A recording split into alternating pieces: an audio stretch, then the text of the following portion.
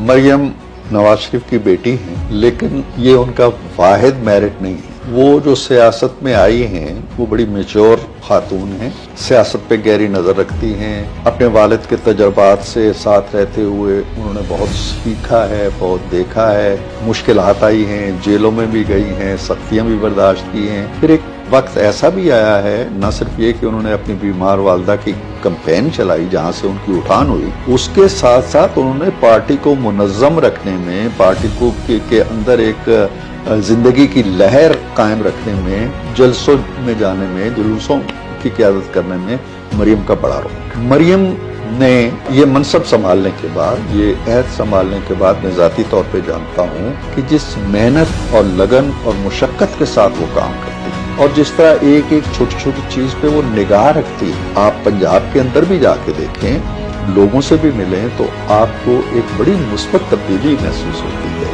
वो नौजवानों से जिस लहजे से बात करती हैं कि मैं माँ हूँ। मैं चीफ मिनिस्टर होने के साथ साथ आप सबकी माँ के तौर पे आपसे बात करती हूँ और मैं चाहती हूँ कि तुम्हारे हाथ में बम ना हो, तुम्हारे हाथ में किताब।